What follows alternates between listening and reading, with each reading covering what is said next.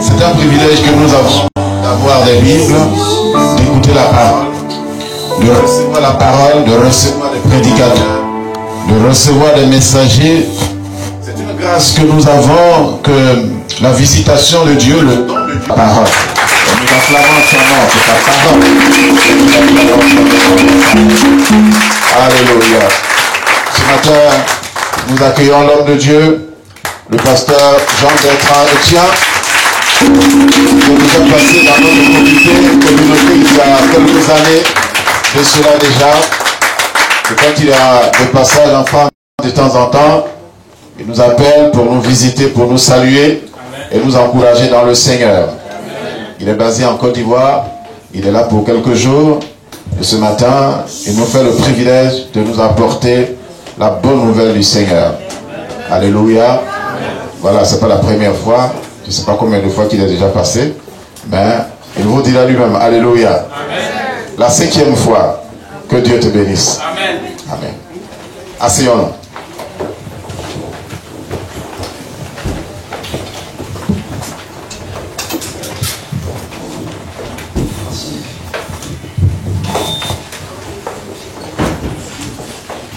Alléluia. Amen.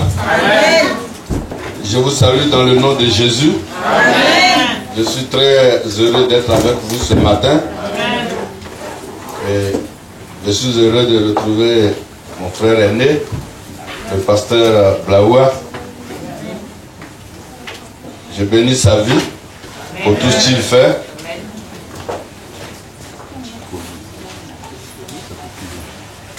C'est un homme de Dieu à respecter.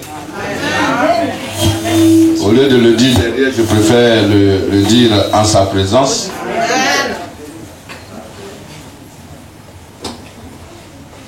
Il est bon de cœur.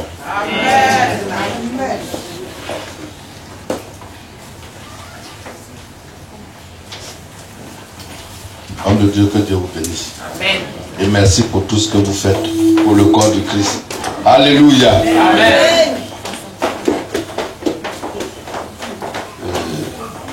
Que Dieu vous bénisse aussi. Amen.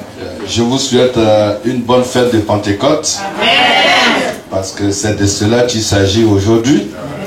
Un peu partout dans l'église du Christ, les gens célèbrent la fête de la Pentecôte. Amen. Amen. En ce qui nous concerne, nous allons voir une portion de l'évangile dans Luc chapitre 19 à partir du verset 12.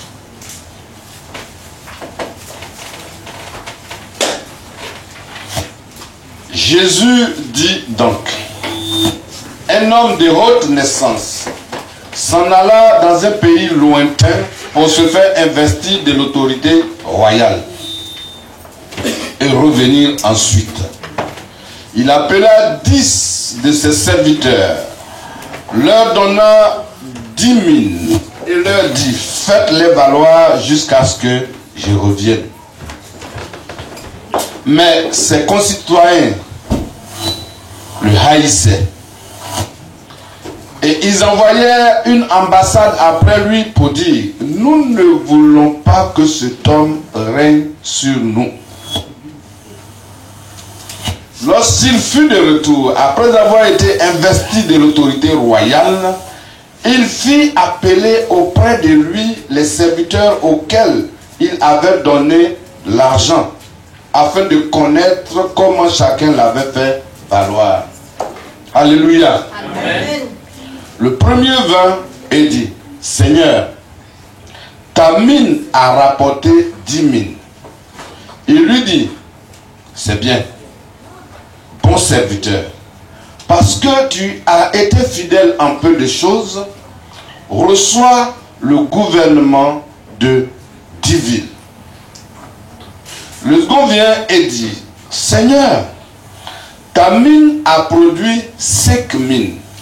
Il lui dit, toi aussi, sois établi sur 5 villes.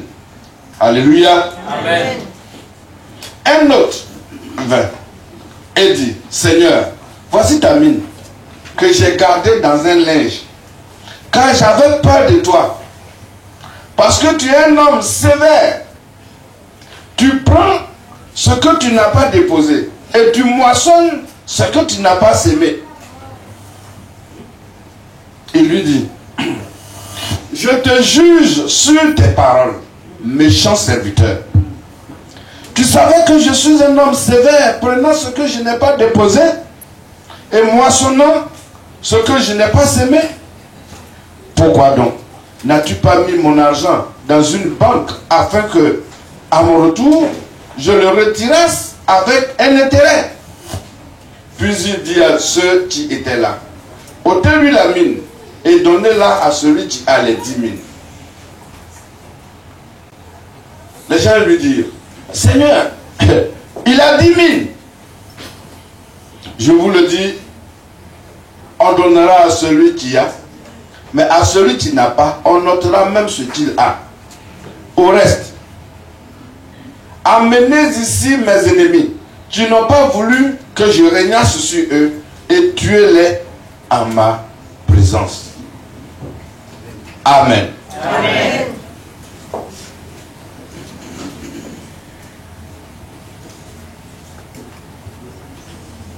Au reste, amenez en ma présence ceux qui n'ont pas voulu que je règne. Tuez-les devant moi. Non, Jésus, c'est notre Dieu, n'est pas... Il ne prend pas plaisir à voir ses ennemis mourir. Peut-être que si cela était même possible, dans son grand amour, il pouvait même pardonner à Lucifer. Mais ce n'est pas possible pour son cas. Et ce n'est pas possible pour ceux qui pensent que le salut est éternel. C'est-à-dire, je me suis confessé, c'est fini. Ce n'est pas possible. C'est-à-dire, je me suis déjà repenti, je peux faire de ma vie ce qui est déjà une erreur déjà, parce que si tu t'es déjà repenti, ce n'est plus ta vie, mais cette vie-là désormais appartient au Christ. Donc tu ne peux plus faire de la vie du Christ, de son temps, ce que tu veux. Alors si c'est encore ta vie, c'est que tu n'as pas encore atteint la repentance. Amen. Amen. C'est-à-dire, c'était comme de la comédie pour toi. Tu fais comme dans un des sketchs de Go, où il disait, ah Seigneur, si tu me bénis, je vais te donner tant. Après, il disait, sa copine qui est à côté dans le sketch, non, je le blague, il n'a qu'à me donner pour voir. Non, la vie chrétienne, c'est pas de la blague. Puisque Pierre dit que ce ne sont pas des contes minutieusement comptés, minutieusement écrits. L'évangile, c'est de la vérité. On venait de finir, ou ceux qui étaient avec Christ venaient de finir avec l'histoire de Zachée. Et qu'est-ce qui a poussé Jésus à donner cette parabole? Parce que le grand frère Zachée venait de se repentir et il venait de poser des actions significatives. Mais tout autour de lui, il y avait des gens. Il y aura toujours des gens. Comme le pasteur Adiel l'a chanté, l'homme est comme ça. Celui qui t'aime, il t'aimera toujours. Celui qui ne t'aime pas, il va toujours te haïr. Même tu vas bien t'habiller, il va dire, oh ça là, tu vois, ça va pas avec lui. C'est la vie de son oncle qui est mort là. Tu vas rire, il va trouver que non, vous voyez là. Ne vous avez pas dit, vous voyez, sa dent là, sa bouche est pleine de caries, il ne peut même pas bien rire. Mais celui qui t'aime, même tu vas porter sac ou bon foin, il va trouver maintenant, c'est très magnifique avec lui. Mais où est-ce qu'il a trouvé ça? Ça c'est rare. Et il va commencer à compter, toi-même tu te dis, ah, c'est mon bon foin là. On compte comme ça, qu'on qualifie comme ça. Parce qu'il t'aime. Donc il t'aimera toujours. Alors Jésus, pour faire taire les gens, a donné cette parabole. Il dit un homme de haute naissance. Parce qu'il parle de naissance parce que là, il venait de parler de Zachée, que celui-ci aussi est fils d'Abraham. Peut-être que c'est la société qui avait fait de Zachée voleur. C'est-à-dire qu'il n'était pas un brigand de grand chemin, parce qu'il était fonctionnaire à la solde des Romains. Son problème c'était ça. Alors si on apporte une taxe de 10 €, Zachée va aller prendre 100 € chez les gens. Il va cacher 80 € et les 10 € il va donner ça aux soldats romains qui sont avec lui. Donc il n'avait pas de problème avec l'administration. Il était un bon commis. Mais son problème, c'était avec la population. Tout le monde savait qu'il était voleur, mais pas un braqueur. Il était en avance sur eux. Il a toujours été en avance sur eux. Même quand Jésus venait, ouais, il avait une longueur de pensée. Il savait qu'il était petit de taille. Il savait que les gens ne l'aimaient pas. Mais pour voir comment il a su que Jésus allait passer par là. C'est ce que la Bible a dit. Il a couru. Et il savait que c'est par tel chemin Jésus allait passer. Il est monté sur un sycomore et il y était assis sans problème. Et comme Jésus ne voulait pas que quelqu'un voie sa frontanelle ou bien quoi, son crâne, il était obligé de s'arrêter pour dire, moi, hey, monsieur, descends. Donc, c'était pas quelqu'un qui était idiot ou stupide. Il savait à quel moment agir. Et quand Jésus l'a interpellé, Zachée a fait des choses. L'a amené Jésus. Tout, vous voyez, c'est pas Jésus et les 12 seulement. Vous voyez la suite de Jésus. Tous ceux qui étaient venus avec le Christ, il leur a offert un banquet. Et il s'est repenti. Jésus a dit, celui-ci est aussi fils d'Abraham. Mais beaucoup de gens n'étaient pas prêts. Malgré sa repentance, malgré qu'il est restitué au quadruple, en tout cas, tous ceux qui sont venus se plaignent. Mais les gens disaient toujours, comment est-ce que c'est chez un tel pécheur qu'il est allé? Parce que les gens ne l'aimaient pas. Alors cet homme de haute naissance devrait être roi, c'est-à-dire, c'est pas une question de démocratie.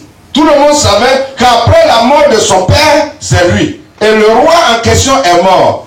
Au lieu de l'investir, puisque personne ne l'aimait, alors cet homme de haute naissance est allé dans un autre pays pour qu'on puisse loindre en qualité de roi. Sinon, quand quelqu'un va être roi, c'est dans son pays. Mais il est allé ailleurs. Dans un pays supérieur au sien. Alors les gens ont envoyé une ambassade. Pour dire, monsieur qui est parti chez vous là, nous on veut pas de lui, hein, nous ne l'aimons pas. Pour plus qu'il revienne ici. Mais il avait quelque chose quand même. Avant de partir, il a réussi a divisé le pays ou le royaume en 10 grandes villes. Parce que la mine, c'est pas la pépite d'or. La mine, c'est des villes ou des régions qui contiennent où on extrait des diamants ou des minéraux, comme la mine en Côte d'Ivoire, la mine de Tortilla, la mine de Séguéla, la mine de Boujoumaï. C'est-à-dire que c'est le nom de la ville, de la région. Si on découvre une mine ici à Paris, ce n'est pas seulement au champ des Élysées. On peut en trouver même à Évry-Coucouronne. Amen. On peut en trouver à Mont. On peut en trouver dans le 19e. Alors que, soit dans le 16e, on peut ne pas en trouver. Mais dans la région, c'est que dans la région de l'île de France, il y a une mine. Donc quand on parle de mine, c'est de la région. Quelqu'un de compétent. Et qui l'aimait. Quand il est parti, les mêmes personnes se sont constituées en syndicat ou en ambassade et ils ont envoyé quelqu'un pour dire bon, le monsieur qui est venu là, c'est un faussaire. Nous ne l'aimons pas. Nous ne voulons pas qu'il règne sur nous. Pourquoi? Parce qu'ils se sont accaparés de ces mines. Les mines que ses parents avaient laissées. Mais les gens ne les ont pas écoutés. C'est tellement que ce pays plus puissant connaissait bien la légalité, savait que le pouvoir devait revenir à cet homme. Amen. Ils l'ont oué. Mais on ne l'a pas laissé revenir tout seul. S'il revenait tout seul, ils allaient lui couper la tête. Il est revenu avec une armée puissante. Il est revenu avec une armée 10 fois plus puissante que l'armée de son pays. Il est revenu en tant que roi. Il s'est assis sur le trône. Et il a commencé à appeler ses concitoyens, ses serviteurs pour venir lui rendre compte. Le premier a dit, voici, à ton absence, ma mine a pu découvrir 10 autres mines. Ah bon? Ok. Donc règne sur 10 villes. Parce que les mines, c'est des villes. C'est des régions. Tu as pu travailler jusqu'à avoir découvrir des mines dans 10 autres. Il a dit oui. Bon, règne sur ces villes-là. Amen. L'autre dit, Seigneur, voici ma mine a produit 5 autres. Dit ok, règne sur les 5. Et l'autre vient dire, Seigneur, voici ta mine. Moi, je l'ai caché sur un linge. Je sais que tu es sévère, toi. Je te vois. Je te voyais venir. Je sais que tu moissonnes là où tu n'as pas semé. C'est ton habitude. Tu crois? Mais je te sais, je te connais. Et c'est aujourd'hui, on est ensemble. Tu es très sévère. Tu voulais me tendre des pièges. Voici ta mine. Oh. Mais là, je te jure sur ta propre parole. C'est-à-dire ce serviteur, il était le leader de tous ceux qui ne voulaient pas que le monsieur règne. Il était le porte-parole. C'était lui son opposant. C'est lui qui pouvait venir lui parler en face. Les autres étaient dans l'ombre. Parce qu'après les 3, personne d'autre n'est venu. Alors qu'il avait fait le partage à 10 personnes. Donc il était le leader de 7 autres régions. C'était le Jéroboam. Tu voulais venir, le mec qui avait réussi à diviser l'État d'Israël, et jusqu'à présent, bien comme maintenant on parle de nations, mais jusqu'aujourd'hui, le royaume n'a plus été recousu, juste après la mort de Salomon. C'est tellement que le fils de Salomon n'était pas sage comme Salomon. Mais ce Jéroboam a réussi à diviser et le peuple est parti avec lui. Mais cette fois-ci, dans la parabole, celui-ci n'a pas réussi. Et le roi dit, ok, je te jure sur ta parole. Tu savais que j'étais sévère. Toi, tu es un méchant. C'est parole contre parole. Souvent, quand les gens te parlent, il faut leur répondre. Quand tu viens répondre, on dit non, tais-toi. Toi, comme tu es chrétien, est-ce qu'on dit qu'un chrétien ne doit pas répondre? On dit non, toi, tu es chrétien. Et le gars t'insulte. Il fait tout. Il piétine sur toi. Il crache sur toi. Quand tu vas dire non, laisse. Et puis on t'envoûte avec des versets. Non, la visite, la gauche, donne la droite. Mais il faut parler. Il faut parler. Quand tu as menti sur Paul, Paul a réfléchi et il a vu que ce groupe qui était là, il y avait des Sadducéens qui ne croyaient pas à la résurrection et il y avait des pharisiens qui croyaient. Tout de suite, il s'est levé, il a laissé tous ceux sur quoi Tertulle l'accusait. Quand il s'est levé, il dit, je vais utiliser ce peuple-là en deux. Il a dit, mais bien aimé, c'est à cause de la résurrection qu'on m'accuse. Immédiatement, il y a une panade. Donc dire, la résurrection n'existe pas. Donc dire, non, ça existe. Nous sommes pour Paul. Personne ne peut tuer Paul. Et Paul, il a vu ça. Il faut parler. Amen. Il faut parler. Amen. Et l'homme aussi a dit, tu es méchant. Je vais te juger. Je vais te juger sur ta parole. Et cette fois-ci, que la bouche autorisée à parler, tout le monde s'est tu. Et lui, il a continué. Il a dit, au reste. Au reste. Et je veux être tout. Mais je ne veux pas faire partie de ceux qu'on appelle au reste. Dans la Bible, il y a un groupe de personnes. Comme Paul écrit, il dit, saluez Andronitus et Junias, mes compagnons. Saluez Prisca et Attilas. Saluez tel. Pour tel œuvre qu'ils ont fait. Et après, quand il arrive au reste, il dit, au reste, frère, fortifiez-vous. Lisez bien. Tous les épîtres de Paul, à chaque fois au commencement ou bien à la fin, il salue des gens. Et arrivé sur un groupe, il dit, au reste, frère. Même Évodie et Syntyche, il les a salués. Alors qu'elles étaient palabreuses. Mais il a dit, réjouissez-vous toujours dans le Seigneur. Amenez Évodie et Syntyche à la réconciliation. Il les a salués. Il a salué leur mémoire. Parce que ce sont mes compagnes. Dans l'évangile. Mais après avoir salué cela, après avoir donné des ordres, à chaque fois il arrive, il dit, au reste, frère, il ne faut pas faire partie de ceux qu'on appelle au reste. Parce que si on ne te nomme pas, si tu n'es pas identifié, si tu n'es pas nominé, c'est qu'il y a un problème. Tu dois faire partie de au reste, frère. Oh, il ne faut pas faire partie de au reste. Comme ça, au reste, c'est qu'il y a une sentence si tu viens.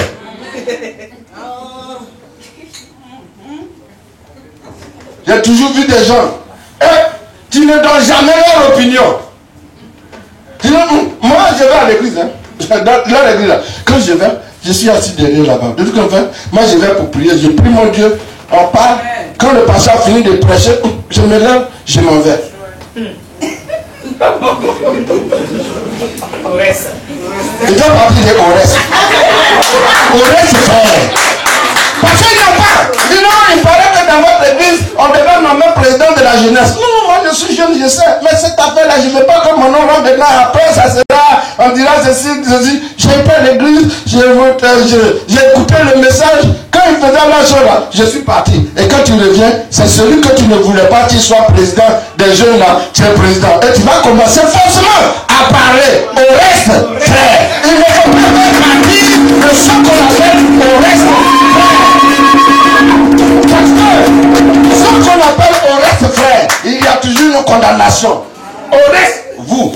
C'est-à-dire, je l'ai dit, non, moi je n'étais pas dedans, hein, je n'étais pas dedans, mais tu étais dedans. Pourquoi est-ce que tu ne t'es pas levé pour dire non, on ne doit pas faire ça au roi, parce que lui, il est digne de régner sur nous.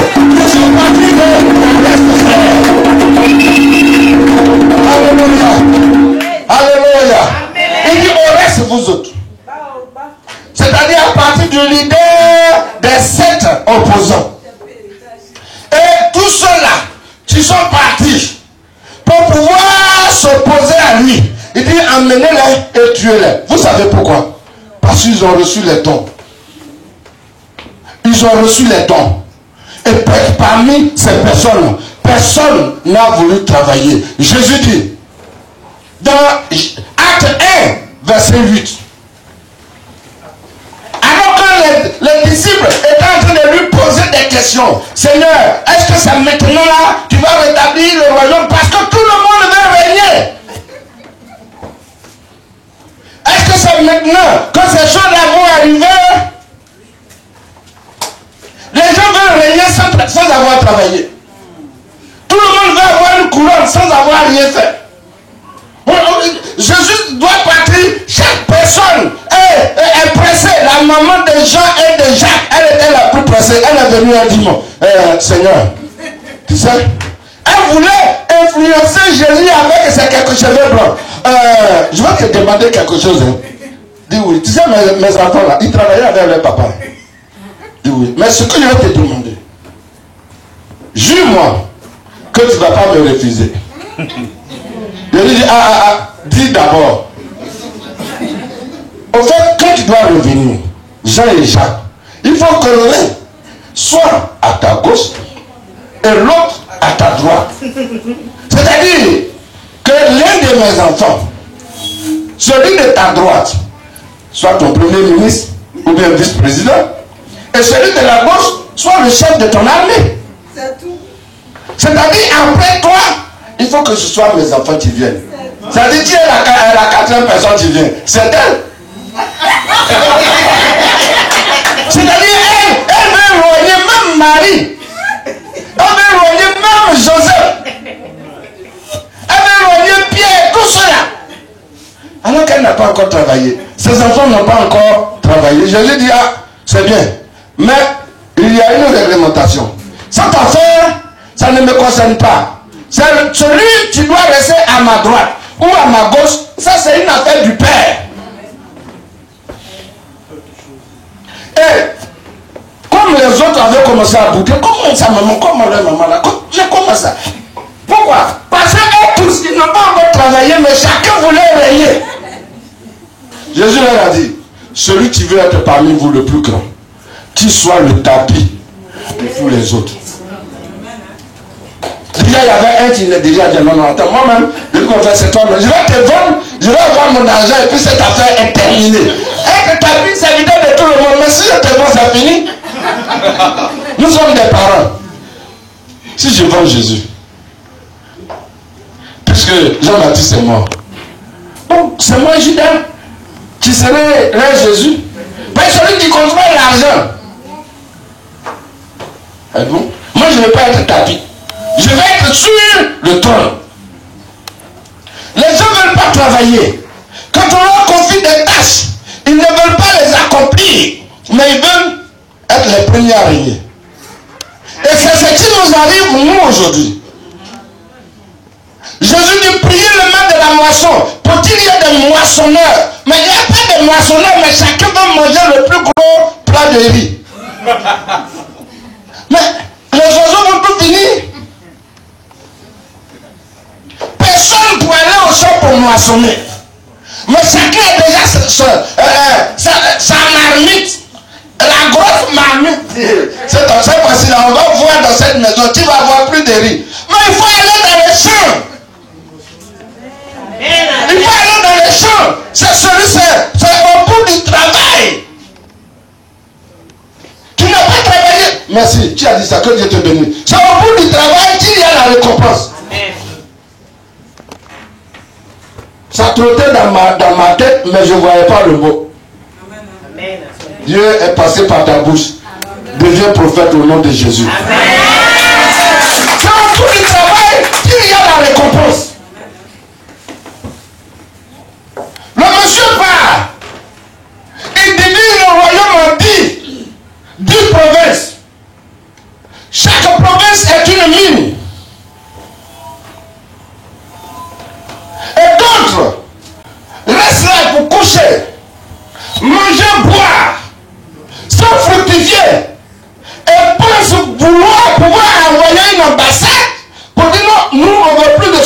mais Jésus reviendra coûte que coûte. Les formations se réunissent pour que Jésus ne revienne plus. Les rosicruciens se réunissent pour que Jésus ne revienne plus. Chez nous en village, les sorciers se réunissent dans nos forêts pour que Jésus ne revienne pas.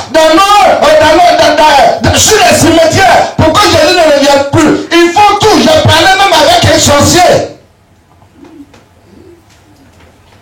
au Bénin. Il m'a dit, mon fils, Jésus là, nous on va faire tout pour qu'il ne revienne pas. Oui. Il dit comment? Il dit non, suis-moi. Je l'ai suivi. Arrivé là, il y avait un palmier. Quand il a tapé un pas, le palmier là s'est ouvert comme ça. Il a dit non, rentrons, il y a une vue là-bas. Moi j'ai dit, il rentre pas. Il dit, mais donc tu as peur. Je lui ai dit, ce n'est pas une question de peur, mais je ne rentre pas.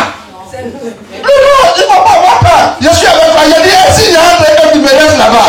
Parce que moi, je veux que Jésus revienne. Vous travaillez pour que Jésus ne revienne pas. Effectivement, il a regardé un peu. Les gens, c'est dans une ville magnifique. Il est rentré, après il est revenu, il dit, New York, New York. Nous, on a notre New York ici. Il a dit, mais pourquoi? Il dit, non. En Afrique, on peut tout faire. Mais nous, on ne veut pas. Nous, on suppose que quelqu'un, on voit s'il veut créer quelque chose, on détourne ça. Nous, on ne veut pas. Et Jésus ne reviendra pas. Je n'ai regardé. Jésus ne reviendra pas. Il dit non. Je dis, mais comment? Il dit non. On va faire tellement de mauvaises choses sur la terre que lui qui est saint, il ne reviendra pas. Je lui ai dit, oh, c'est faux. Parce que là où le péché abonde, c'est là que la grâce surabonde. C'est vous qui êtes en train de hâter la présence de Jésus. Il dit quoi? Il a dit oui. C'est à cause de ce que vous faites que Jésus va revenir. Il va revenir pour pouvoir vous juger. Et je lui ai lu cette parabole. Il n'y avait que 2 sur 10. Donc si c'était les règles de la démocratie, ce temps n'allait pas régner. Or, nous, ce n'est plus une question de monarchie, ni de démocratie, mais c'est une question de théocratie. Jésus, Dieu nous impose Jésus. Quand tu veux ou pas, Dieu t'imposera Jésus. Quand tu veux ou pas, quand tu ne haïsses ou pas, quand tu ne réfléchis pas, tu ne penses même plus à lui ou pas, quoi qu'il en soit, que tu tombes, que tu te réveilles, que tu marches, que tu t'assassines, il faut dire non, moi je ne veux même pas voir ça. Mais lorsque Jésus reviendra, la Bible dit, la trompette sonnera, les morts et puis se réveilleront, et nous tous les vivants, avec eux, nous les jouerons, et Jésus régnera sur nous. Et Jésus régnera sur nous. C'est de Jésus qui est la question. Il régnera sur nous. Il régnera dans ton foyer. Il régnera dans le cœur de ton mari. Il régnera dans le cœur de ta femme. Il régnera dans le cœur de tes enfants qui ne veulent même pas parler de Jésus. Il régnera. Il régnera. Il régnera. Il régnera. Pourquoi? Parce qu'il est écrit que Jésus reviendra. Maranatha!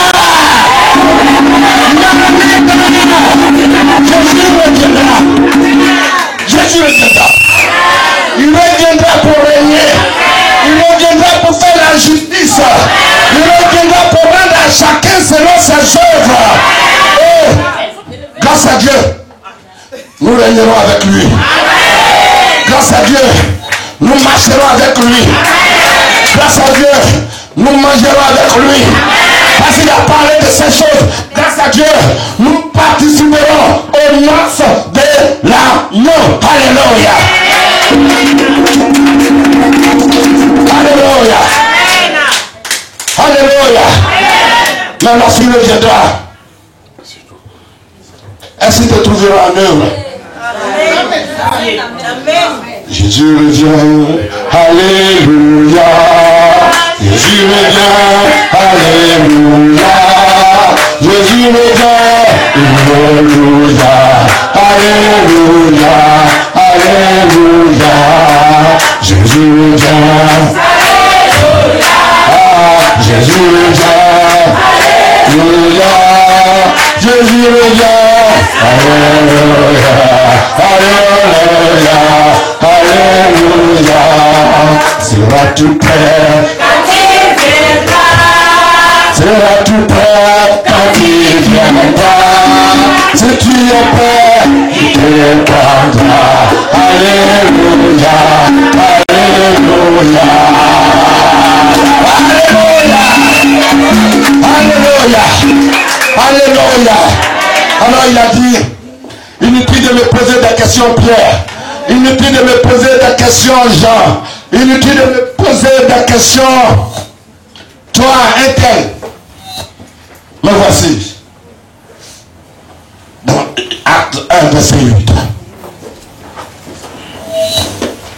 Une puissance, le Saint-Esprit viendra sur vous.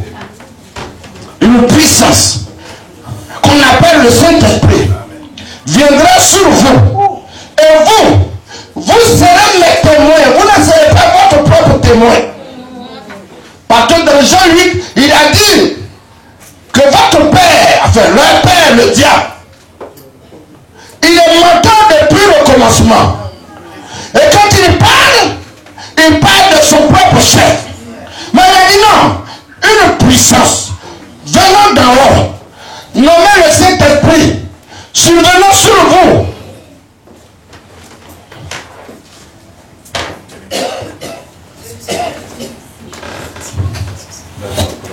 Survenant sur vous, et vous serez mes témoins. Où? À Jérusalem. Pourquoi Jérusalem? Jésus t'a donné une mission accomplie là où tu es. Depuis la Pentecôte, depuis Acte chapitre 2, cela s'est accompli. Il y a des gens qui attendent. Moi j'ai vu des gens, le Saint-Esprit, quand ça doit venir, c'est comme moteur, tu les entends dire. Ils tremblent un peu. Et puis ils commencent à parler en langue. Ils tombent tout là. C'est leur manière. Il y a d'autres aussi. Le Saint-Esprit, avant que ça se manifeste, commence à pleurer. On n'a pas frappé. Et puis il pleure. Et puis il paf. Chacun a sa Pentecôte, sa façon de vivre. Les apôtres et leur Pentecôte, il y a eu un vent impétueux. Et des femmes qui se sont posées sur eux. Dans d'autres versions, il est dit, et le feu les envahit. Dans la version latine, Louis II dit, des langues de feu se posaient sur leur tête. Mais quoi qu'il en soit, ils poussaient des grands cris. Depuis ce jour, le Saint-Esprit est là. Il dit une puissance viendrait d'en haut. Le Saint-Esprit survenant sur vous, et vous serez mes témoins à Jérusalem. Mes témoins à Jérusalem. Ils étaient à Jérusalem. Là où tu es, tu dois témoigner pour le Christ. Parce que tu dois travailler. Tu dois travailler. Paul a écrit quelque part que nous sommes des témoins, mais pas inscrits avec des bics. Mais nous sommes l'empreinte que représente.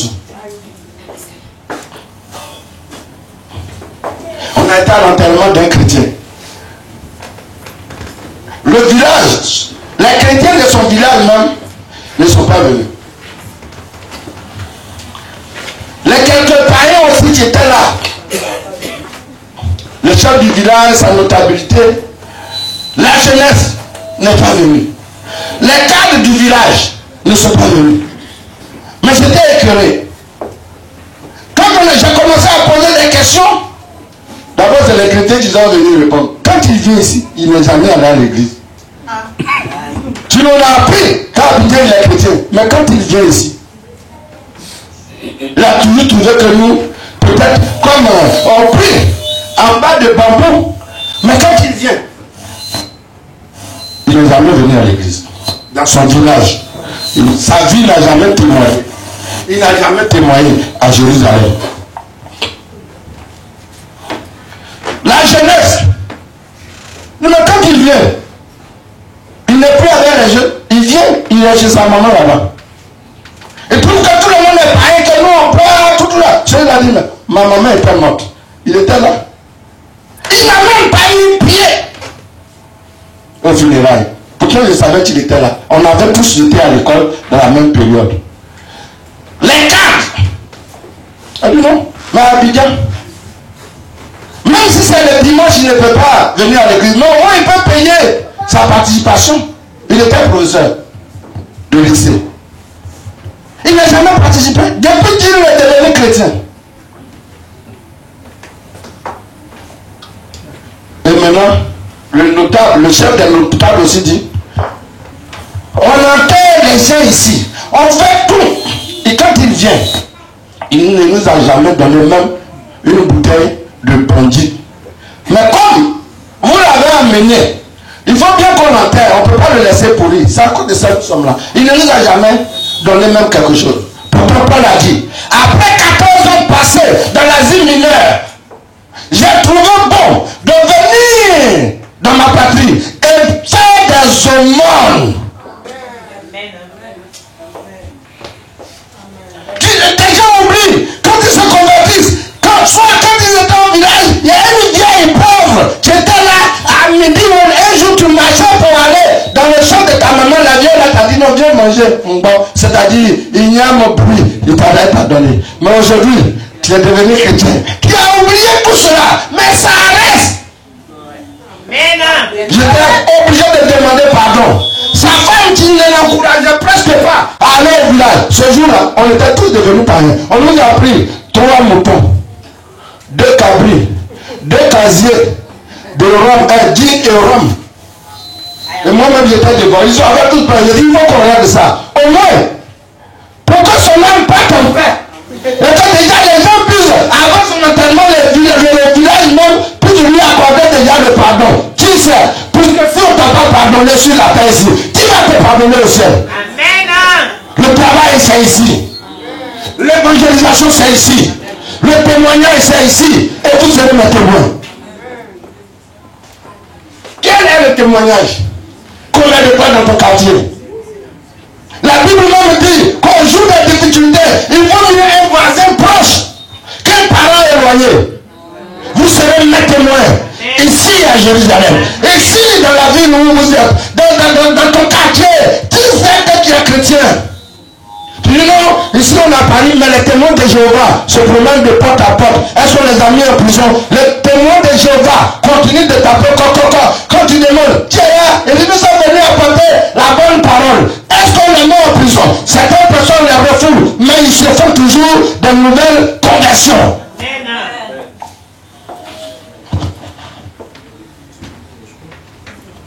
L'église missionnaire, le mois missionnaire, la Pentecôte c'est aussi l'envoi.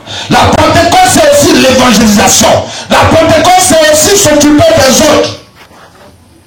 Tu amènes chaque mois des gens à la conversion, ils viennent et puis tu ne pas qu'on ne les voit plus. Tu as tous tes arguments. Comment est-ce que tu ne peux pas tuer ton mois pour aller chez la personne que tu as évangélisée une fois? Dis non, quand je l'appelle, elle fait à cette façon. De cette façon-là, tu n'as pas fait ça. Tu n'as jamais fait ça.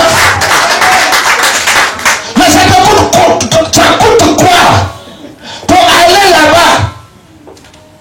À cause de ta présence. Même quand tu te traites de sorcier, tu te traites de sorcière, peu importe, tu es là. Non, vraiment, papa, vraiment, je ne voulais pas aller à l'église. Vraiment, aujourd'hui, là, j'ai dit non, mais quand même, comme je suis venu. Au moins, comme je suis venu. Comme je suis venu. Beaucoup, une église majoritairement femme.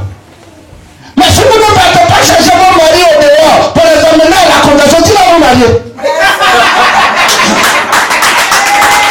Tu vas vous marier. Bien aimé, je vous le dis devant le Saint-Esprit. Presse, papa. Surtout que nous, évangéliques, on dit non de ne pas marier le païen, ne te mets pas dans un jour étranger, c'est bien. Mais si tu ne vas pas emmener des païens dans le métro, à côté de toi, si tu ne brises pas ton moi pour amener quelqu'un à la conversion, tu vas te marier. Parce que tous ceux qui te font, ce sont des païens. Tous ceux qui te font, alors bonjour madame, est-ce que je peux te parler? Ce sont des musulmans. Et tous ceux-là qui disent, Est-ce que je peux t'inviter au café? C'est une formation. Alors si tu ne les amènes pas à la conversion, si tu ne pries pas pour toi, tu ne les amènes pas à la conversion, tu vas t'évader. Comment est-ce que tu vas te récompenser? La récompense est au dehors. Votre récompense se trouve au dehors. Oui. Et il dit, et vous serez ma témoin. Parce que le Saint-Esprit va te subjuguer, te booster. Le Saint-Esprit va te donner de la force. Amen. Tu dis, je ne sais pas que dire. Commence. Il a dit, ce n'est pas toi qui parleras, mais le Saint-Esprit lui-même s'occupera de la chose. Ouvre la bouche seulement. Amen. Ouvre la bouche. Tu n'es que le micro. C'est quelqu'un dont tu parles dans le micro. C'est pas le micro que tu parles. Ouvre la bouche. Il y aura un déclic. Évangélise. J'ai trouvé un papa un dimanche. En fait, j'ai logé ce jeu. Matin, en train de menacer cet enfant. Ah bon? Mais on va voir qui est-il dans cette maison? Ok, on n'allait pas à l'église. Parce que j'étais là.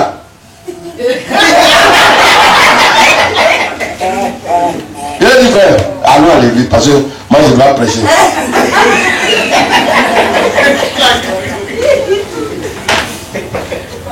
C'est bon. Ok, on va voir ici. On va voir maintenant. Il dit alors. Vous êtes fâché. Il a dit, bien aimé, avec tout ce qui est, pourquoi si tu veux, tu deviens chrétien? Non, mais quand j'étais petit, papa à l'église, non, papa à l'église, c'était des enfants. Mais maintenant, ils sont devenus des fils. Et chacun a ses propres occupations. Est-ce que tu les as évangélisés? La plupart du temps, les gens n'évangélisent pas leurs enfants. C'est-à-dire comme leur fille est là, bon, elle va à l'église, elle vient. Elle vient parce que maman va à l'église. Elle vient. Elle vient parce que y a les soeurs qui chantent bien, elle peut danser, elle peut se défouler un peu. Parce qu'elle dépend d'énergie positive. Alors il faut qu'elle danse.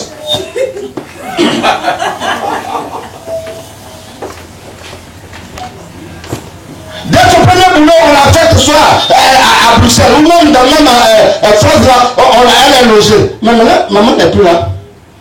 Parce qu'elle n'avait rien compris. Tu n'as pas fait le travail. Comme les prénoms, mais maman, tu vois, dans mon quartier, ici, il y a une église portugaise, là, je vais là-bas. Mais on va faire bataille.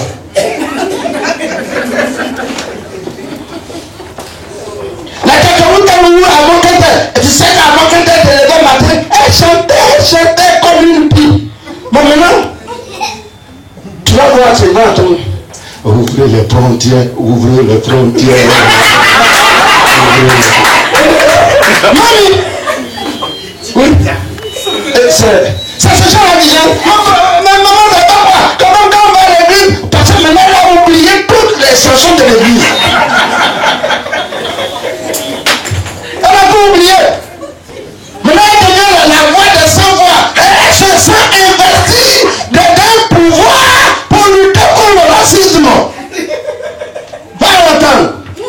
Si tu es sûr, ce n'est pas grave. Les frères sont morts, mais nous, on est là. On va lutter, on va... Mamie! Non, c'est le racisme. Non, parce que tu es sûr, on n'a plus de votre époque. Mais quand il m'arrive, mamie ne va plus à l'église parce que tu ne l'as jamais évangélisé. Vous serez mes témoins. Les témoins témoignent. Pas les témoins sourds et muets. Des témoins. Vous serez mes témoins. Parle. Il faut évangéliser. Le Saint-Esprit doit te pousser à évangéliser. Nous, on a fini avec l'évangélisation. Seulement, je ne dis pas encore que j'ai fini la course comme Paul. Parce que encore j'aime, non? Paul qui a grossi. C'est juste un changement de corpulence. Oui. Il faut parcourir le monde. Au jour d'aujourd'hui, quand tu rencontres 20, 100 chrétiens, même tu ne peux pas trouver même un dedans qui te dit un jour, ah papa, vraiment, moi je vais faire la mission comme propriétaire. Tu vas rencontrer même 100 pasteurs. Des fois, pour se moquer de toi, dis non, toi tu as fini la terre, elle est même me donner un contact, mais tu donnes 20 contacts, il ne va jamais appeler. Pourquoi? Parce qu'il ne se sent pas investi du pouvoir des prêtres, là où ils sont, d'aller en Judée, d'aller à Samarie et de parcourir la terre. Oh, c'est là le travail. Il y avait 10 000. Les 10 000 n'étaient pas dans la même ville. Il faut travailler. Celui-là qui a gagné 10 autres 1000 à travailler. Jésus allait de village en village, de ville en ville, à pied. Oh, nous aujourd'hui, on va en train, on va en voiture. Il y a d'autres même sur la carte Navigo, tu n'es pas aimé. Ici, le téléphone, tu peux organiser même au téléphone. Il y a illimité. Tu peux même composer des numéros comme ça. On a qu'à s'insulter. S'ils sont 80, 90, 99, vont t'insulter. Voilà, foutez-moi la paix, mais alors, c'est mieux que 99. Et puis c'est le téléphone. La 5e personne va t'écouter. Parce que tu ne payes rien, c'est illimité. La 5e personne va te prêter l'oreille. Tu vas parler. La 5e personne, dans la semaine qui a appelé 100 personnes, et une seule personne t'a écouté. Et après le contact, et le dimanche est venu à l'église. Est-ce que tu n'as pas connu? Amen.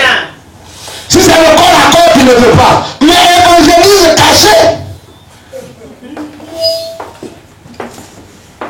Mais tu prends tout le temps. Tu appelles à Akissi, tu appelles à Akuba, tu appelles Joseph, tu appelles tout le monde. Average.com. Pour critiquer, tu as vu le passé, tu as pris du monde là. Oui, on le connaît, hein? Il est petit de taille comme ça. Mais ma taille, quelle que ma taille a à voir avec ton appel que tu as.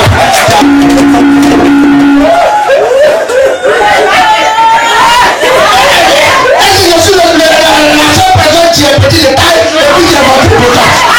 Non, est-ce que ma taille et mon ventre, ma petite barbiche a à voir avec l'évangélisation que tu dois faire à Ferrari.com?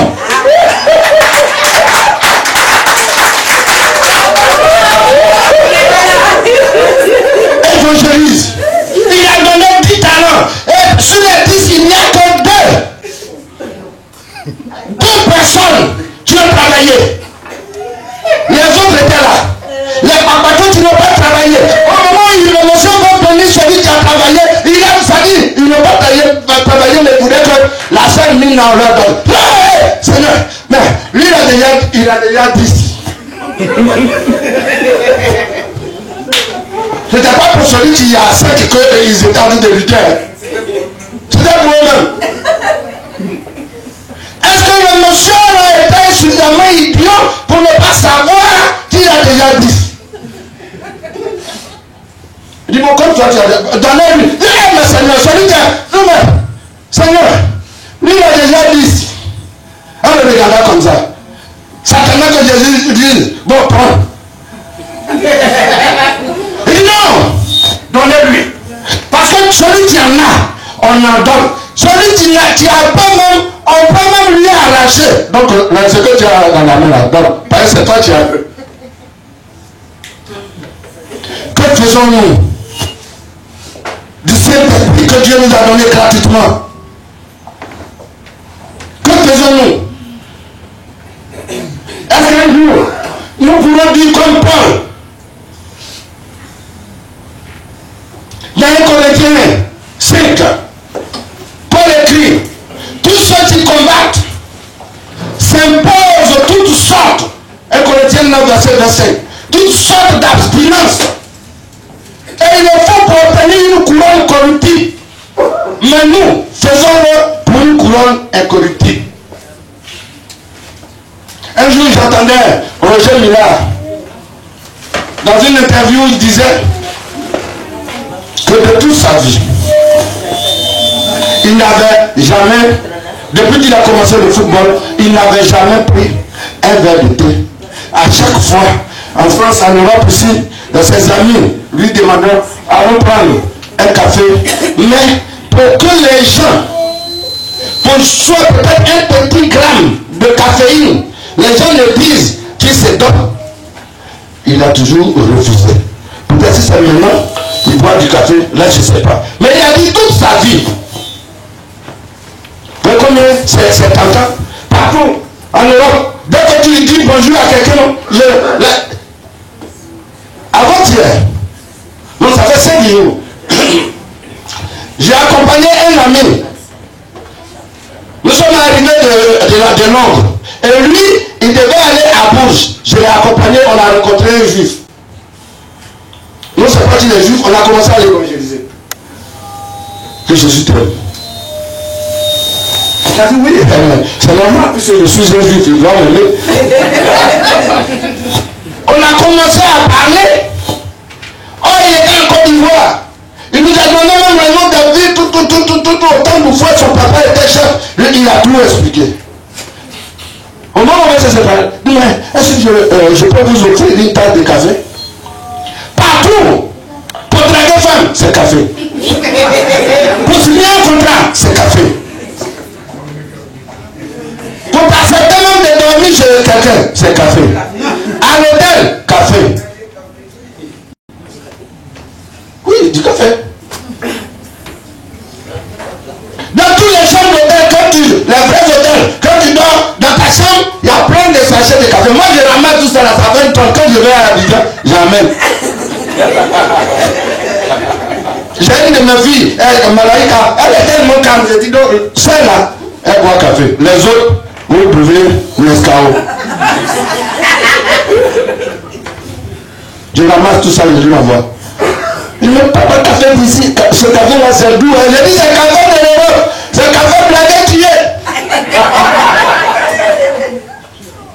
Mais lui, il s'est imposé le refus de café, juste pour pouvoir bien jouer, pour pouvoir être couronné, pour pouvoir avoir de l'argent. Tu es corruptible.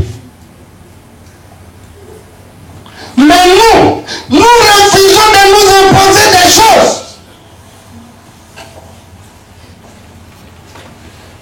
Les gens veulent qu'on enlève certains mots de nos prédications. Il ne faut plus parler de fornication. J'étais en Inde dans une église. Le pasteur prêchait. Il y a une seule qui est là. Elle m'a dit, c'est lui. I know you talk about the sin. Ça dit, regarde, je sais qu'il va parler de péché. Le pauvre, en même temps, il a commencé à citer les péchés. Elle m'a pressé. Elle m'a bien pressé.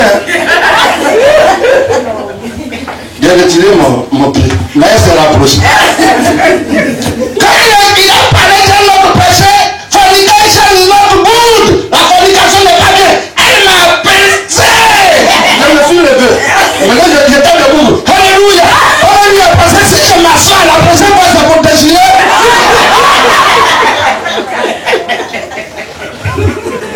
Pourquoi est-ce qu'on ne voulait pas mourir pour soustraire certaines choses? Alors que nous devons nous imposer certaines choses pour que notre évangélisation, notre témoignage soit efficace, soit propre, syntaxe, et que personne ne puisse nous accuser de quoi que ce soit. Amen. Il y a certains dont tu ne veux même pas comprendre. Après ça, tu parles un jour d'offrande. Parce que les gens en ont tellement parlé. Certains prédicateurs véreux. Partout il y a des voyous. En enfer, leur prédication, ça dit, il n'y a plus à faire de salut. C'est l'argent. Quand il dit Alléluia, l'argent. Et ça fait que maintenant certains ne veulent même plus qu'on parle d'offrande. Alors que Paul a dit qu'après 14 ans de prédication dans l'Asie, tout l'argent que les gens lui ont donné, il l'a trouvé pour devenir dans son pays pour faire des aumônes. Je te dis, le jour où tu vas au village, il faut même aller dans le même 20 000 francs au chef de ton village. Tu vas dire, ah, c'est facile, ah, c'est facile. Oh, avant quand il n'était pas chrétien, il n'a pas pu te manger. Alors que si tu as prié sur ces 20 000 francs, tu as ri, et quand il lui a donné, le jour où il prend 5 francs dedans pour payer son coup de bout, ou bien banane, dès qu'il a mangé, il est là. Quelque chose se passe. Parce qu'il vient de manger de la nourriture sainte. Il va se convertir. Amen. Mais on refuse tout ça.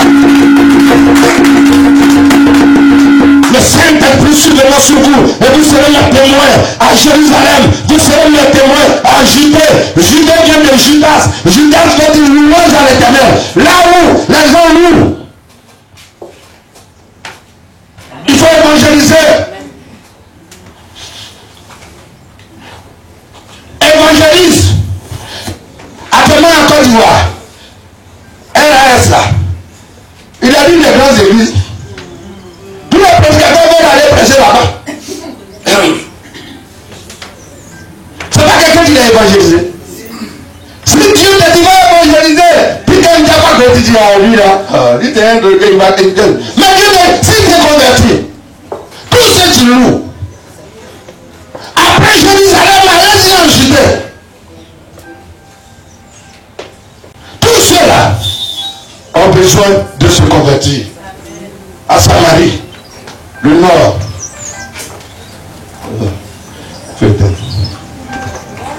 C'est mon réveil. Il va aller au nord. Les gens qui ne veulent même pas du tout écouter l'évangile, qui n'en veulent même pas, le Saint-Esprit survenant sur toi, tombe là-bas et partout dans le monde.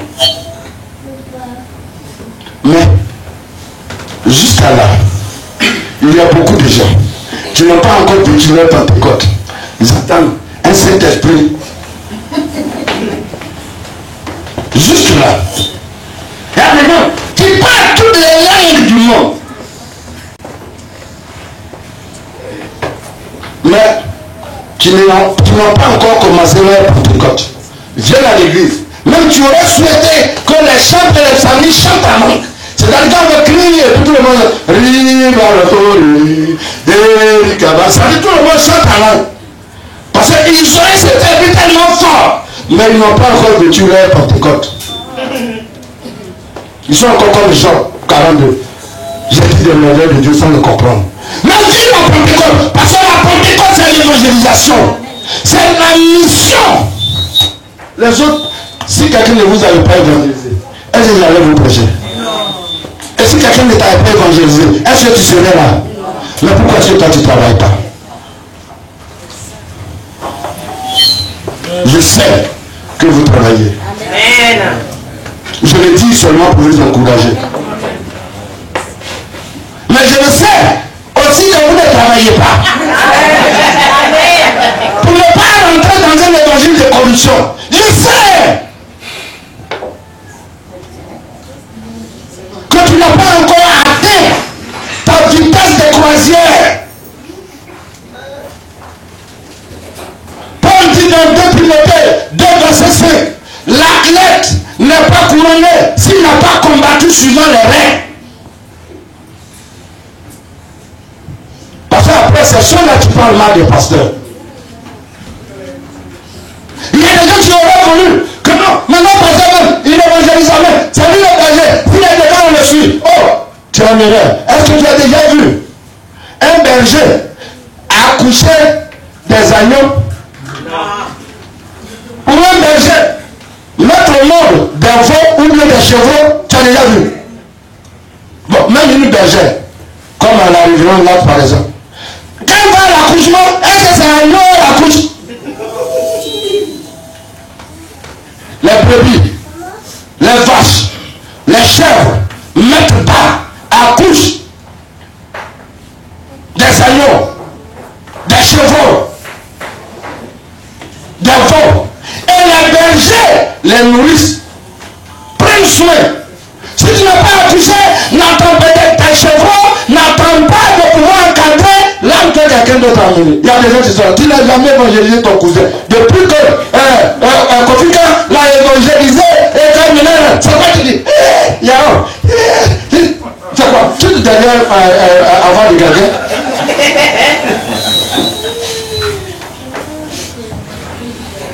La Pentecôte, c'est le début du travail. La fin du Pentecôte, c'est le début du travail. Il y a la Pentecôte des Juifs.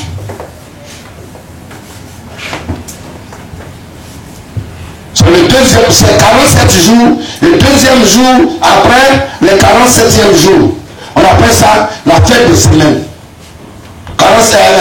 7 fois 7. 49. Donc 2 jours après. Le 49e jour après le Pâques.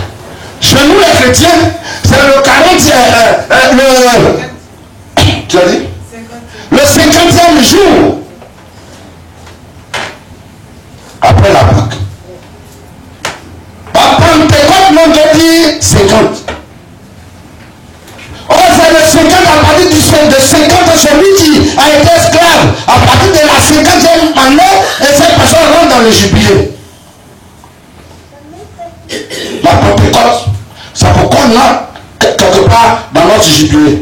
La Pentecôte, c'est pour qu'on entre, on puisse commencer à travailler avec l'Esprit Saint qu'on a eu. La Pentecôte, il y a plusieurs formes de Pentecôte. La Bible dit que quand Moïse a levé le bateau, un vent impétueux a soufflé sur la mer rouge et a séché la mer et elles sont passées. Ce jour-là, ils ont eu leur Pentecôte. La Pentecôte, c'est le jour de ta libération, de ta délivrance. Le jour où même aussi, tu dois avoir un réveil intérieur. Vivons notre Pentecôte. Afin qu'un jour, comme Paul, dans 2 Timothée 2, verset 5 à 8, nous puissions dire, au soir de notre vie, j'ai combattu le bon combat. J'ai combattu le bon combat. Désormais, la couronne de justice m'attend. Non, pas seulement à moi seul, mais à tous ceux qui ont obéi son avènement. Est-ce que tu t'apprêtes pour l'avènement de Christ? Ou bien comme ce frère, cette maman, tu me disais, Jésus va les gars, elle voulait pas dire, cet avènement de Jésus là, j'ai dit, maman, tu ne veux pas. Elle dit, c'est le pas nommé, mais il y a ce que je veux dire. C'est-à-dire, si moi, il arrive, doucement, je peux rentrer. Il y a des doucement, je vais rentrer. Il faut prier pour que je ne sois pas là. Parce que si je suis là bonne dernière, je vais t'épouser. Il dit, j'aime être un gars, et tout film. C'est-à-dire, on a pris pour rigoler. Mais je lui parlais avec lui, il a dit non, la vieille. Elle dit non, elle n'était pas prête. Après, on a parlé.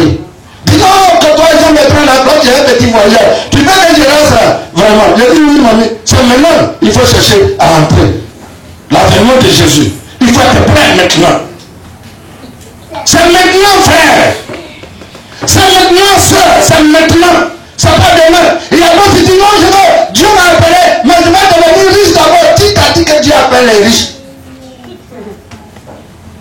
Le seul riche qui s'est approché de Jésus, quand Jésus lui a donné les conditions, il est reparti. Est-ce que toi tu verras exception? Tu as déjà vu quelqu'un qui est riche? Dis non, comme maintenant je suis riche, je vais me convertir. Ah, toi tu t'es. Faut pas mentir. Il y a même difficile pour un riche de se convertir. C'est ce que la Bible dit. Et puis on a vu. Pour te créer des problèmes dans l'église, tu vas voir. Les quelques pasteurs qui n'ont pas compris, dès qu'un riche est venu dans l'église, il dit non, frère, comme toi tu es comptable là, il faut être le diable. Mais même quand sa femme même est malade, il dit, le riche, lui il aime l'argent. Et bon, frère, ma femme est malade. Mais papa pasteur, on ne va pas prendre tout l'argent de l'église pour te donner. Mais c'est pas qu'il a un homme diable. Je ne dis pas que si tu as dit, je ne vais pas dire de ne pas tenir les médias. Mais je vais dire que la Bible même dit cela. Je peux, moi, c'est quand je serai bien, je vais avoir mon argent, l'argent de retraite là, je vais ouvrir 80 millions, et donc comme ça là, quand je vais servir, moi je vais servir Dieu sans problème. Hein. Comment tu veux servir Dieu sans problème? Faut servir Dieu avec tous les problèmes. La Pâque, il y a des côtés à moi et tout. Il y a des fois qui est pauvre, il y a des fois qui a besoin même d'un billet d'avion, tu n'as pas d'hygiène. Tout ce vertu. Quand tu penses que tu as travaillé, quelqu'un dit, ah frère, pour toi aussi papa, parce que tu peux ne pas partir. Oh Dieu te dit va. Et puis il te dit non papa, il va rester. Parce qu'ils ont la lèvre, ne peut pas te demander. Il faut vivre ça. Et toi tu veux devenir riche avant de servir Dieu. Est-ce qu'il a parlé de l'argent? Il a dit une puissance souveraine d'en haut. Et vous serez sur un témoin. Toi tu dis non, une puissance de la terre va venir. Quand je regarde on ira au ciel avec un argent. C'est maintenant. Que Dieu nous bénisse. Afin qu'au soir de notre vie sur terre, nous aussi comme Paul, nous puissions nous aussi dire, j'ai combattu. On se dit soi-même. Paul s'est dit lui-même. Il n'a pas appelé quelqu'un pour dire, moi j'ai combattu. Il a dit, oh, j'ai combattu le bon combat. Désormais la couronne m'attend. Seulement ce que je sais, ce n'est pas moi seul, mais tous ceux qui auront aimé son avènement, cette couronne les attend. Quel genre de couronne tu vas avoir? Tu t'es converti seulement, tu auras une petite couronne ici, là, comme pour le papa. Une petite comme ça. Il y a des gens, tu le connais, tu ne travailles pas, tu vas avoir une grande couronne. Lisez l'Apocalypse. Ta couronne, mais moi, prier pour que ce soit en tissu. Parce que si tu peux te couronne, si c'est en or, là, ça va rentrer. Il va y avoir, il faut prier, il y a des gens qui ont des grosses couronnes. Sinon, au ciel même, tu vas pleurer. La Bible dit que Jésus était obligé de venir soulever les larmes des gens. C'est pas comme les parents qui ne sont pas rentrés au paradis. Mais quand tu vas voir ma couronne, je ne peux même pas porter des anges. Ils sont obligés d'attraper à un moment ils vont descendre. Pourquoi là? C'est là qui va pleurer. C'est maintenant qu'il faut travailler avec le Saint-Esprit que Jésus nous a donné. L'Esprit de Dieu qui nous a donné. Pourquoi? Parce que l'homme de haute naissance actuellement c'est toi. L'homme de haute naissance actuellement c'est toi. C'est moi aussi. Même si nous sommes les serviteurs, mais nous aussi, nous sommes les hommes et les femmes de haute naissance. Jean 1. Au commencement était la parole. La parole était avec Dieu. La parole était Dieu. Et tout ce qui a été fait par la parole. Cette parole produit la vie et elle est la lumière qui vient. Il y eut un homme, Jean, il n'est pas la lumière, mais il est venu témoigner de la lumière. Mais à tous ceux qui l'ont reçu, cette lumière, la lumière leur a donné le pouvoir de devenir enfants de Dieu, lesquels sont nés, non de la volonté de la chair, ni de l'homme ou de quelqu'un d'autre, mais de Dieu. C'est de cette nouvelle naissance que Jésus parlait à Maître Nicodème. Il te parle aussi. Tu es un homme de haute naissance. À ce Dieu.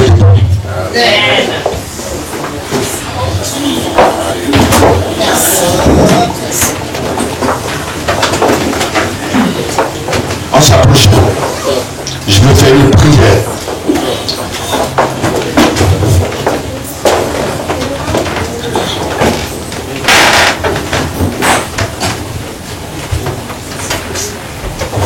On voit la puissance. On s'approche un peu s'il vous plaît. On voit la puissance sur ton peuple. La puissance d'autrefois. Purifie nos âmes, les âmes de ta flamme, baptisez-nous de feu. Purifie nos âmes, les âmes de ta flamme, baptisez-nous de feu. Chaka pavara la papa chaka. Gloria a Dieu comme c'est que Alléluia. Allez, chante s'il vous plaît. Peut-être que Dieu peut prêter vos micros aussi à la révérence et puis au pasteur.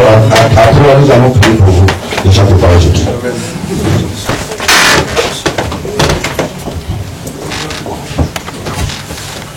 Vous levez la main. Nous, comme toi, serviteurs de Dieu. Alléluia. Alléluia. Nous allons demander à l'esprit de la Pentecôte, l'esprit qui vous envoie pour travailler, l'esprit qui ouvre les portes, l'esprit qui dit maintenant, je suis présent avec vous. Nous allons demander à l'esprit de mouvement. Parce qu'il y a des gens qui sont arrêtés, qui ne peuvent plus bouger, qui ne peuvent plus parler. Parce que la voix, je sais, est un instrument de musique, un instrument à vent. Il faut que le vent souffle. Nous allons prier ensemble. Au nom de Jésus.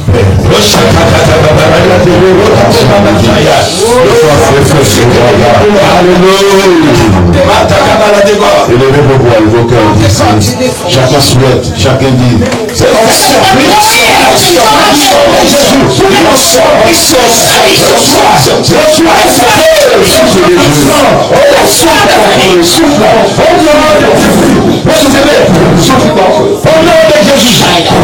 vous aussi levez la voix, signé, priez,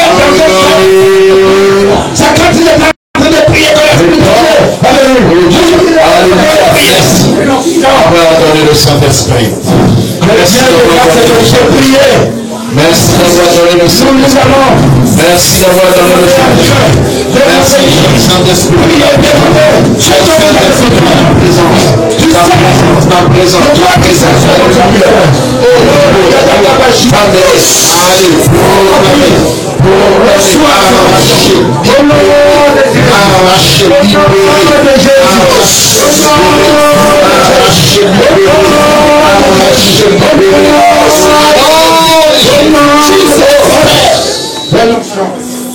La puissance de Dieu. Merci. La puissance du Seigneur. Merci. Esprit de Dieu. Visite ta peuple. Visite ce peuple. Manifeste ta gloire, Seigneur. Levez la main vers le Seigneur. Seigneur, merci.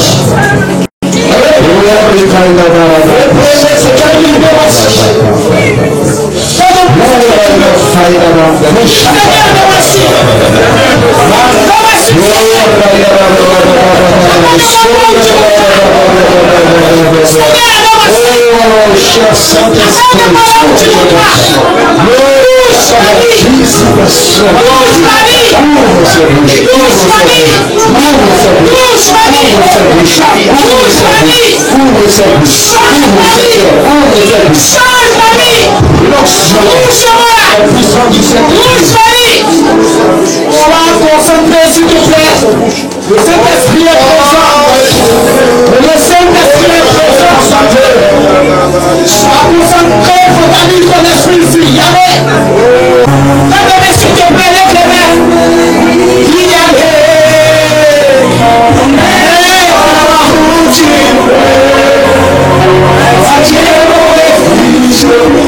Dieu va vous toucher. Je vois ici 3 femmes, y compris cette femme-là. La femme qualifiée de femme que Dieu a choisie pour pouvoir faire sa main, pour pouvoir aider, faire passer, évangéliser. Je vois 3 femmes. Dieu a mis sa puissance, Dieu a mis sa puissance, Dieu a mis sa confiance. 3 femmes, allez comme ça s'il te plaît. Regardez s'il te plaît. En Jesus, lève-vous les mains s'il te plaît.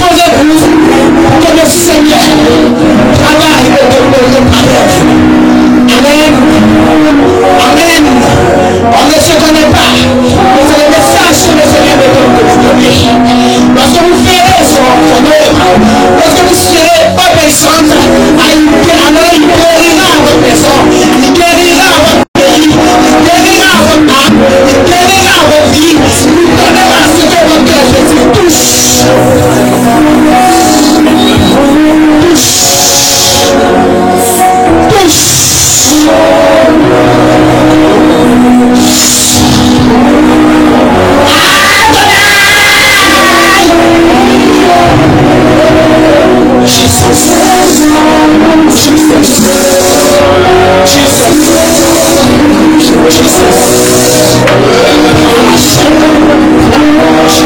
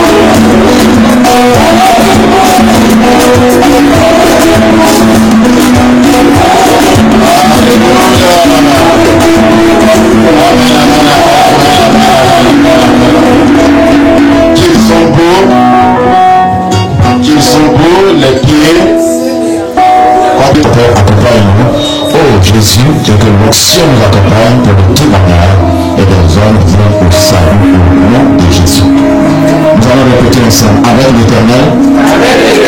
Nous ferons des exploits. Avec l'Éternel. Nous ferons des exploits. Nous ferons des exploits.